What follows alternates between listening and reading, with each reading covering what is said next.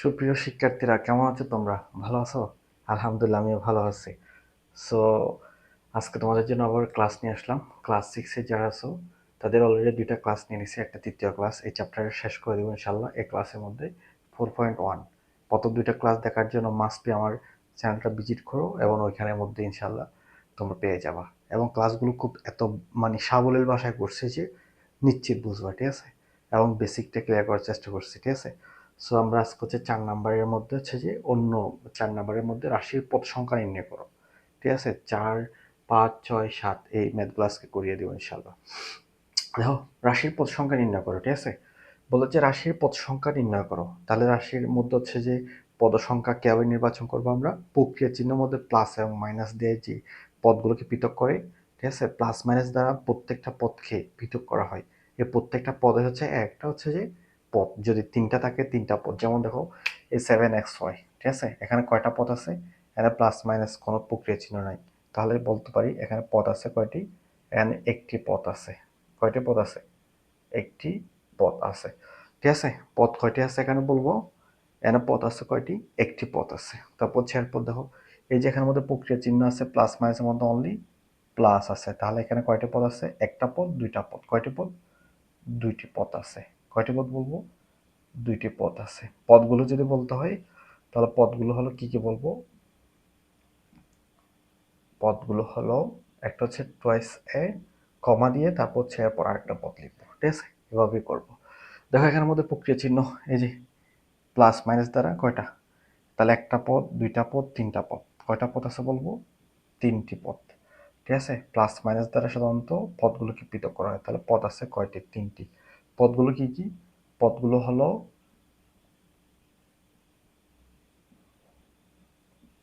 কি লিখবো? এক্স একটা, তারপর হচ্ছে 3y একটা, তারপর হচ্ছে 5z একটা। তাহলে এভাবেই তিনটা পদ পাওয়া যায়, ঠিক আছে? তাহলে দেখো, এবার দেখো, এই যে এটা একটু দেখো প্লিজ। এই যে এখানের মধ্যে বলতে হচ্ছে যে দেখো কয়টা পদ। এই যে এর মধ্যে প্লাস আছে, বাট আজকে এরপরটাতে কি আছে? ইনটু আছে। আমরা হচ্ছে ইনটুকে পুরোটাকে একটা, এটা পুরোটা একটা পদ, এটা একটা পদ, ঠিক আছে? প্লাস মাইনাস দ্বারা পৃথক করে, ইনটু বা ডিভিশন দিয়ে না। তাহলে হচ্ছে আমরা এই যে এখানে ইনটু আছে, এটা পুরোটাকে একটা পদ ধরবো। আবার দেখো এই যে ডিভিশন আছে, এটা পুরোটাকে নিয়ে আমরা একটা পদ ধরবো। তাহলে কয়টা পদ? একটা, দুইটা, তিনটা। তাহলে কয়টা পদ আছে? তিনটি পদ আছে। পদগুলো হলো কত কত বলবো?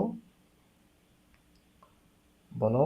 পদগুলো হলো, এই যে প্রথম 5a একটা পদ, তারপর হচ্ছে এই যে পুরোটা মিলে একটা পদ 7b ক্রস এক্স, তারপর হচ্ছে এটা পুরোটা মিলে একটা পদ 3c ডিভাইড বাই ওয়াই, ঠিক আছে? বুঝে যাই? খুব বেশি সহজ, তাই না?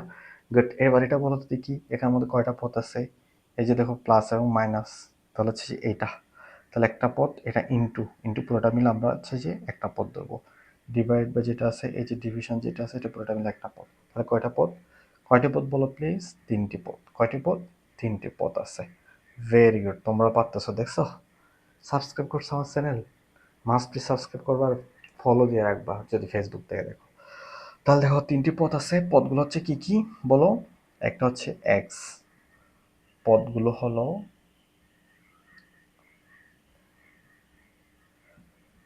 একটা এক্স, তারপর একটা হচ্ছে 5x ক্রস বি, আর একটা হচ্ছে 3y বাগ সি, ঠিক আছে? পরীক্ষার মধ্যে এই প্রশ্নটা আসে, প্রচুর আসে। কয়টা পদ আছে? আমরা কনফিউজড হয়ে যাই। কেন কনফিউজড হব?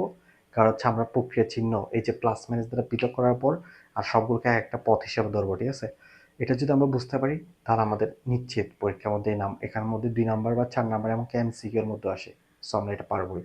তাহলে দেখো রাশির পদ সংখ্যা নির্ণয় করা, সাত কয়টি পদ, এটা এটা জাস্ট যাচাই করে দিলে হবে। বাট আমি পদ সংখ্যাগুলো সহ লিখছি, কেন? পরীক্ষার মধ্যে পদ সংখ্যাগুলো সহ আসে। সো আমাদের এই চ্যাপ্টারের মধ্যে ম্যাথগুলোর জন্য হচ্ছে যে এই 4 নাম্বার ম্যাথটার জন্য হচ্ছে যে জাস্ট প্রক্রিয়া চিহ্নটা যদি প্লাস মাইনাস দ্বারা পৃথক করে যে পদগুলো হয় সে পদগুলো হচ্ছে আমরা নির্বাচন করব পদ হিসেবে। তাহলে এখন আমরা 5 নাম্বারটা করবো, ঠিক আছে? 5 নাম্বার ম্যাথটা সম্পর্কে আমরা অবশ্যই ধারণা দিয়েছিলাম, সেটা হচ্ছে প্রত্যেক পদের সহগ নির্ণয় করো। আমরা যেখানে বেসিক আলোচনা করছিলাম সেখানে অবশ্যই দিয়েছিলাম। তার সত্ত্বেও তুমি এখন চ্যাপ্টার ম্যাথ করতে গিয়ে অবশ্যই সেটা সলভ করতে হবে। তাহলে দেখো এখানের মধ্যে আমাদের দুইটা জিনিস জানতে হবে, একটা হচ্ছে চলক আর একটা হচ্ছে সহগ, ঠিক আছে? তাহলে চলক কোনটা? সাধারণত যে রাশিগুলোর মান জানি না, যে রাশিগুলোর মান জানি না, এই জায়গার মধ্যে বি এর আমরা কোনো মান জানি না, ঠিক আছে। যেগুলোর অজানা মান, অর্থাৎ অজানা মান ভিন্ন ভিন্ন মান হতে পারে বিভিন্ন ইকুয়েশন বা বীজগণিত রাশির মধ্যে, সেগুলো হচ্ছে চলক। আর 7, এটা হচ্ছে 7 ওই, ঠিক আছে। এটা হচ্ছে পূর্ণ সংখ্যা, সে ছোটকাল থেকে আমরা শিখে আসতেছি। 7, 5-এর পরে 6, 6-এর পরে 7, ঠিক আছে। তাহলে 7 একটা ফিক্সড মান আছে, অর্থাৎ পূর্ণ সংখ্যা। সাধারণত এই পূর্ণ সংখ্যাটাই হচ্ছে যে সহগ, আর হচ্ছে যে রাশিটার মান যায় না সেটা হচ্ছে যে চলক, ঠিক আছে। তাহলে এখানের মধ্যে 6b, এখানে বি এর সহগ, তাহলে বি এর সহগ কত হবে বলো তো দেখি। বি এর সহগ হচ্ছে পূর্ণ সংখ্যা যেটা আছে সেটাই, তাহলে কত হবে? বি এর সহগ সমান 6। গুড। এই যে এটা এটা কনফিউজড হয়ে যায়। এটা হচ্ছে আমি মানে এই প্রশ্নটা প্রায় স্টুডেন্ট ভুল করে। এক্স ওয়াই সহগ কত? শূন্য দিয়ে দেয়, এক্স ওয়াই সহগ নাই বা এরকম। দেখো প্রত্যেকটা সংখ্যার আগে কোনো সংখ্যা থাকলে ওয়ান থাকে, কি থাকে? ওয়ান থাকে। সুতরাং এক্স ওয়াই এর সহগ হচ্ছে কত হবে বলতো? কত হবে? ওয়ান হবে, কেমন? তারপর দেখো এই যে এ বি, এই যে এ বি হচ্ছে চলক, তাহলে এ বি এর সহগ কত হবে বলতো দেখি। এ বি এর সহগ হচ্ছে যে কত হবে? 7। গুড। এখানের মধ্যে দুইটা পদ আছে, এই যে একটা পদ, দুইটা পদ।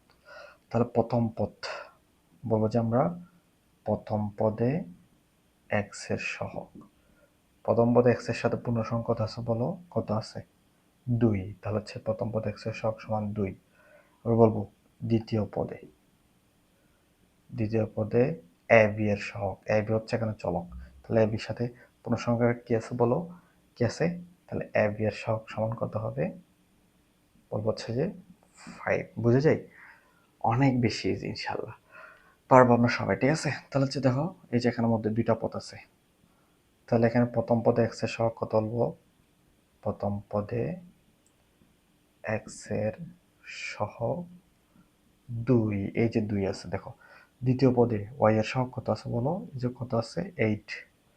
গুড।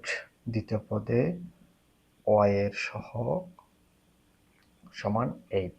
পারা যায়? গুড। খুব ইজিলি পারা যায়।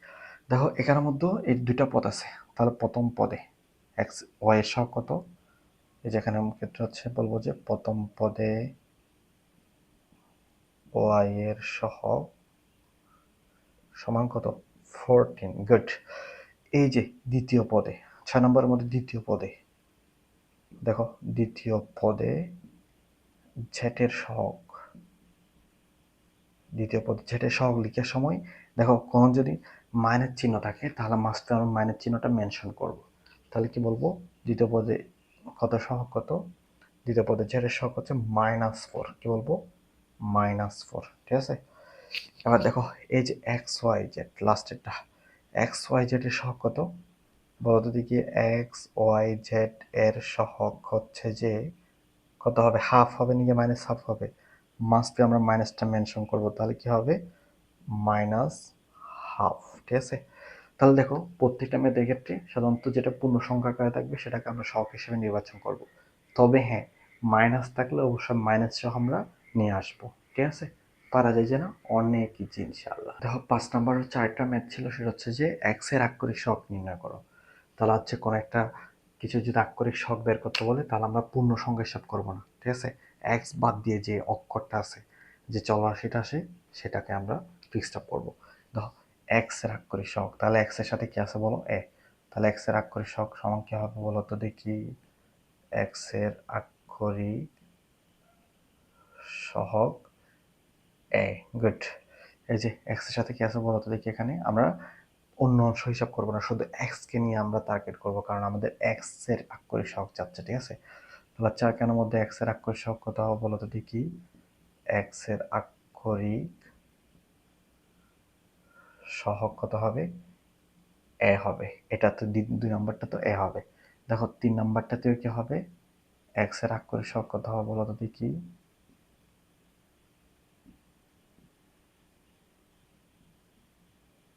কত হবে? এ হবে। গুড।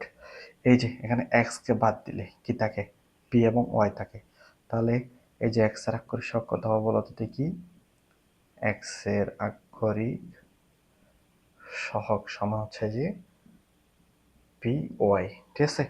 তো হচ্ছে আমরা এক্স কে বাদ দিয়ে, বুঝছো, আমরা এক্স কে বাদ দিয়ে আর যা পাবো সব কিছু হচ্ছে যে এক্সের সাথে যা যা লাগানো থাকবে সব কিছু হচ্ছে এক্সের আক্ষরিক সহগ, কোনো পূর্ণ সংখ্যা লিখবো না।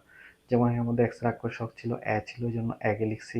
এর মধ্যে এ ছিল এক্সের সাথে, এখানে এক্সের সাথে এ ছিল, অন্য অংশগুলো নিয়ে আমরা হিসাব করবো না, কারণ আমাদের অনলি এক্সকে টার্গেট করতে হবে, ঠিক আছে। তাহলে এক্সের সাথে লাগানো পি ওয়াই ছিল, এই জন্য এক্সের আক্ষরিক সহগ কত হবে, পি এবং ওয়াই। বুঝছো না সবাই? দেখো 6 নম্বর ম্যাথটা কি বলতেছে, বলতেছে যে একটি কলমের দাম এক্স টাকা, একটি কলমের দাম কয় টাকা, এক্স টাকা।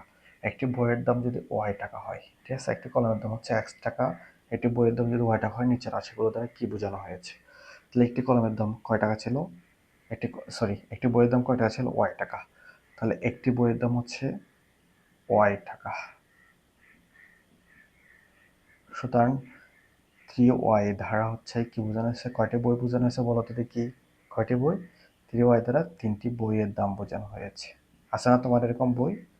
গুড, বইয়ের দাম বোঝানো হয়েছে, গুড। তাহলে হচ্ছে এবার দেখো এক্স, এক্স কি ছিল, এক্স কলমের দাম ছিল, কি ছিল, কলমের দাম, এই যে কলমের দাম। তাহলে কয়টি এক্স, একটি কলমের দাম কয় টাকা ছিল বলো তো দেখি, একটি কলমের দাম ছিল, এটা ওয়াই টাকা ছিল, এটা কলমের দাম ছিল কয় টাকা, এক্স টাকা, গুড। তাহলে এখানে কয়টি কলম আছে, 60টি।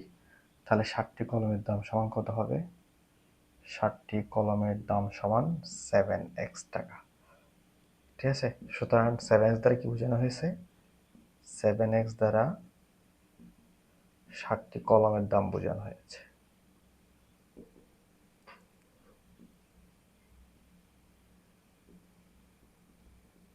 ঠিক আছে, 60টি কলমের দাম বোঝানো হয়েছে, ভেরি গুড। তাহলে দেখো এক্স, এক্স ছাড়া কি ছিল, কলমের দাম, কয়টি কলমের দাম, মাঝখানে যুগ চিহ্ন আছে, তাই একটি কলমের দাম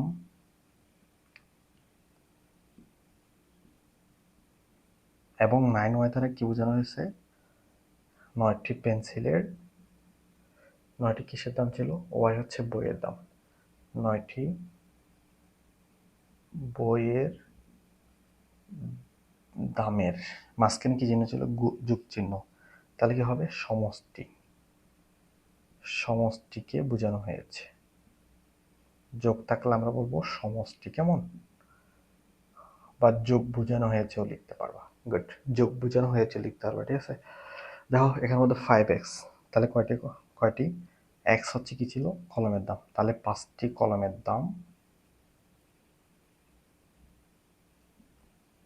তারপর হচ্ছে এরপর 8y, 8y মিনস কি, ওয়াই মিনস ছিল বইয়ের দাম, তাহলে 8টি বইয়ের দামের মাঝখানে কি আছে, প্লাস আছে, প্লাস, তাহলে 8টি ও 8টি বইয়ের দামের সমষ্টিকে বোঝানো হয়েছে।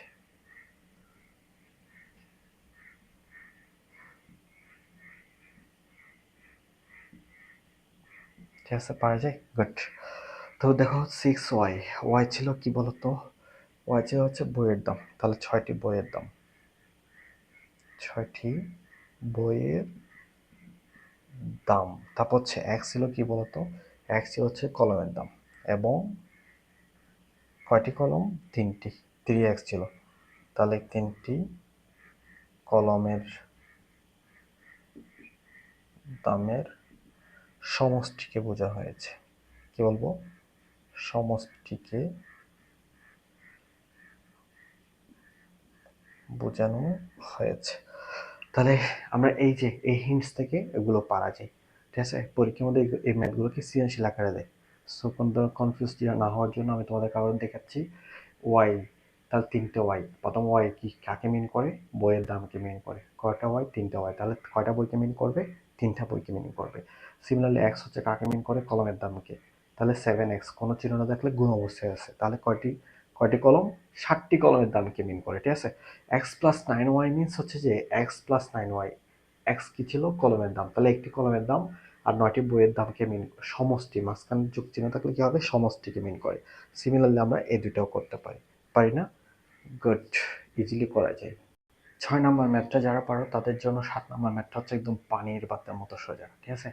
কেমন সোজা দেখো প্লিজ, এই যে একটি খাতার দাম x টাকা, বলা হচ্ছে খাতার দাম, তারপর হচ্ছে একটি পেন্সিলের দাম ওয়াই টাকা, পেন্সিলের দাম, ঠিক আছে। তাহলে হচ্ছে রাবারের দাম হচ্ছে জেড টাকা। আমরা এর আগে এরকম করছি না? তাহলে হচ্ছে কি 5টি খাতা ও 6টি পেন্সিলের মোট দাম কত? তাহলে দেওয়া আছে, কি দেওয়া আছে বলো তো? দেওয়া আছে, ঠিক আছে। 1 নম্বরের মধ্যে বলতে হচ্ছে 5টি খাতা ও 6টি পেন্সিলের দাম কত। তাহলে হচ্ছে খাতা, আমরা একটি খাতার দাম লিখব। একটি খাতার দাম, একটি খাতার দাম কয় টাকা ছিল বলতো? একটি খাতার দাম কয় টাকা ছিল? এক্স টাকা। কয় টাকা ছিল? এক্স টাকা। তারপর কয়টি খাতা? 5টি খাতা। সুতরাং 5টি খাতার দাম কি হবে? 5 দ্বারা গুণ হবে। তাহলে 1-এর থেকে বড় হলে সংখ্যাটা গুণ হবে। তাহলে 5x টাকা। দেখো আবার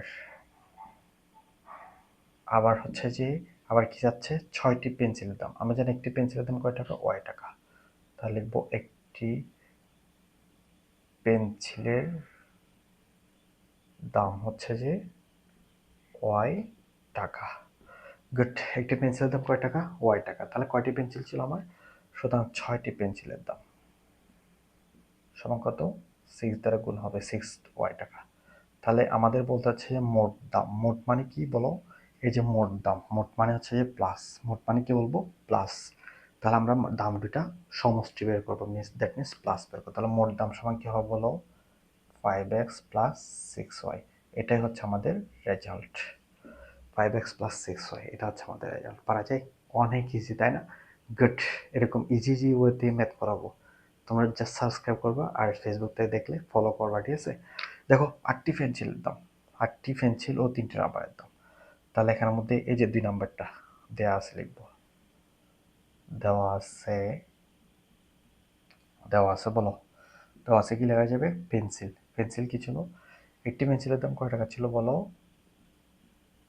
একটি পেন্সিলের দাম ছিল হচ্ছে যে কয় টাকা? ওয়াই টাকা। তাহলে কয়টি পেন্সিল আছে? এই যে কয়টি? 8টি। সুতরাং 8টি পেন্সিলের দাম সমান 8y টাকা। দেখো এখানের মধ্যে যে মিস্টেকটা আমাদের সবচেয়ে বেশি হয় সেটা হচ্ছে যে মানে একটা ইংলিশে লিখি, একটা বাংলায় লিখি। আমরা যেহেতু এতদিন বাংলায় পড়াশোনা করে আসছি, এই জন্য সংখ্যাগুলো আমরা বাংলায় লেখার চেষ্টা করি, যার জন্য মিসম্যাচ হয়ে যায়। প্রায় স্টুডেন্ট এই জায়গায় ভুল করে। সো 8টি, এটাকে আমরা অনেক সময় 4 মনে করতে পারি, মাথা গুলিয়ে যেতে পারে। মাস্ট বি মনে রাখবা, এখানের মধ্যে ইংলিশ লিখছো না, এটা ভালো করে মেনশন মানে একদম রিমাইন্ডার দিয়ে দেখবা, ভালো মতো দেখবা, ঠিক আছে। কারণ হচ্ছে যে ইংলিশ বাংলা একসাথে করলে তোমার নিজেরও হিজিবিজি লাগবে এবং ম্যাথ আলটিমেটলি মিলবে না। তখন তুমি এটা কি 4 লিখছো নাকি 8 লিখছো, এটা নিয়ে কনফিউজড হয়ে যাবা। সো এই মিস্টেকটা যেন না হয় সেই জন্য দেখতে হবে। দেখো আবার হচ্ছে আমার রাবারের। তো হচ্ছে আবার কয়টি রাবার ছিল? রাবারের দাম কি কি দ্বারা প্রকাশ করে? জেড দ্বারা। তাহলে একটি রাবারের দাম, তাহলে একটি রাবারের দাম কয় টাকা ছিল? জেড টাকা। তাহলে কয়টি রাবার ছিল বলো? কয়টি? 3টি। সুতরাং 3টি রাবারের দাম 3 টাকা। তাহলে মোট দাম, মোট দাম সমান কি লিখবো? এই যেখানে মোট দাম বসে দেখছো, মোট মানে হচ্ছে সমষ্টি। Very good. তাহলে এটা প্লাস এটা, তাহলে 8y প্লাস GZ টাকা। এই যেখানের মতো টাকা লিখবো, কেমন? তাহলে এটাই হচ্ছে আমাদের রেজাল্ট, ঠিক আছে। এটাই হচ্ছে আমাদের রেজাল্ট। সিমিলার হচ্ছে আপনার 10টি খাতা, 5টি পেন্সিল এবং 3 নাম্বারটা দেখো 10টি খাতা, 5টি পেন্সিল ও 2টি রাবারের মোট দাম কত? তাহলে আমরা জানি একটি খাতার দাম, একটি খাতার দাম কয় টাকা ছিল বলো? কয় টাকা ছিল একটি খাতার দাম? এক্স টাকা। এক্স টাকা। সুতরাং কয়টি? 10টি। সুতরাং 10টি খাতার দাম সমান 10x টাকা। তারপর হচ্ছে আবার, আবার লিখবো হচ্ছে কি বলতো? আবার হচ্ছে 5টি পেন্সিল। তাহলে একটি পেন্সিলের দাম কত ছিল?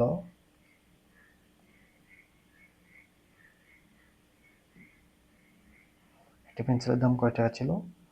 ওয়াই টাকা। এই যে ওয়াই টাকা। সুতরাং কয়টি পেন্সিল? 5টি। সুতরাং 5টি পেন্সিলের দাম সমান 5y টাকা। এই যে আমি এদিকে লিখতেছি, কেমন? তারপর হচ্ছে এরপর রাবার, আবার রাবারও চাচ্ছে। একটি রাবারের দাম কয় টাকা ছিল বলো? একটি রাবারের দাম ছিল হচ্ছে যে জেড টাকা, ঠিক আছে। তাহলে কয়টি রাবার আছে? এই যে 2টি রাবার। সুতরাং 2টি রাবারের দাম সমান 2z টাকা। এবার দেখো তিনটা মোট দাম বের করবো, সুতরাং মোট দাম সমান, এই যে বলা হচ্ছে মোট দাম কত, তাহলে মোট দাম সমান কি হবে, মোট দাম হবে যে আমরা হচ্ছে খাতার ক্ষেত্রে পাইছি 10টা খাতা, তারপর 5টা কি, 5টা হচ্ছে যে পেন্সিল, আর হচ্ছে কি, আর আবার হচ্ছে কত, 2টা, তাহলে মোট হচ্ছে যে এত টাকা। ঠিক আছে, বুঝে যাই, খুব সহজেই বোঝা যায় তাই না? গুড। দেখো এখন আমরা লাস্টের অঙ্কটা করবো। ঠিক আছে, এই চ্যাপ্টারের লাস্ট অঙ্কটা বলা হচ্ছে এক খালি কলার দাম 1 টাকা হলে 1 নাম্বার 5 খালি কলার দাম কত এবং 12টি কলার দাম কত। ঠিক আছে, দেখা যাচ্ছে যে এক খালি কলার দাম কত দেওয়া আছে, বলো এক খালি কলার দাম দেওয়া আছে কত, এক খালি কলার দাম হচ্ছে যে কয় টাকা, x টাকা। তাহলে কয়টা হালি দেওয়া আছে বলো তো, এই যে কয় হালি, 5 হালি, সুতরাং 5 হালি কলার দাম সমান কত হবে, 5x টাকা।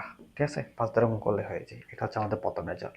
আবার দেখো 12টি কলার দাম কত, আমরা জানি এক খালি সমান কয়টি বলো তো, কয়টি, এক খালি সমান কয়টি, 4টি নাকি 5টি নাকি 10টি, কয়টি বলো তো, 4টি। গুড, তাহলে হচ্ছে এক খালি সমান আমরা জানি 4টি, সুতরাং 4টি কলার দাম সমান কত, 4টি কলার দাম কয় টাকা ছিল বলো, x টাকা ছিল, কয় টাকা ছিল, x টাকা। সুতরাং একটি কলার দাম সমান x ডিভাইড বাই 4 টাকা। ঠিক আছে, x ডিভাইড বাই কি লিখবো, 4। সুতরাং হচ্ছে যে, সুতরাং 12টি কলার দাম সমান x ইন্টু 12 হবে ডিভাইড বাই 4, এটা করলে কত হয়, 3 4 12 সমান 3x টাকা। ঠিক আছে, তাহলে হচ্ছে আমরা এভাবে ম্যাথটা করতে পারি। আমরা জানি এক খালি সমান, তোমরা হয়তো লিখে নিতে পারো, আমরা জানি বলে এটা লিখতে পারো। আমরা জানি এক খালি সমান কয়টি, সরি ইংলিশে লিখবো 4টি। সুতরাং এই যে 4টি কলার দাম ছিল কয় টাকা, x টাকা, একটির দাম ছিল, আর এখানে আমাদের 12টি যাচ্ছে, যেন 12টি কলার দাম ছিল, আর এটা ক্যালকুলেশন করলে 3 4 12, আর x এর সাথে 3 গুলো কত হয়, 3x টাকা হয়। ঠিক আছে, তোমাদের এই চ্যাপ্টারটা শেষ হয়েছে, প্রত্যেকে বুঝবা, বুঝেছো কিনা আমাকে কমেন্টসে জানাবা। ইনশাআল্লাহ নেক্সট ক্লাসে এমসিকিউ সলভ করবো, মাস্ট বি, ক্লাসগুলো ভালোভাবে দেখবা আর সাবস্ক্রাইব করবা আর তোমার ফ্রেন্ডদের সাথে শেয়ার করবা। ঠিক আছে, যত বেশি শেয়ার করবা তত বেশি ইন্সপিরেশন হবো, সেই ইন্সপায়ারকে সামনে রেখে তোমাদের জন্য আরো ভালো ভালো এবং ইফেক্টিভ ক্লাস নিয়ে আসবো। ঠিক আছে, সবাই আল্লাহ হাফেজ, টাটা, ভাই।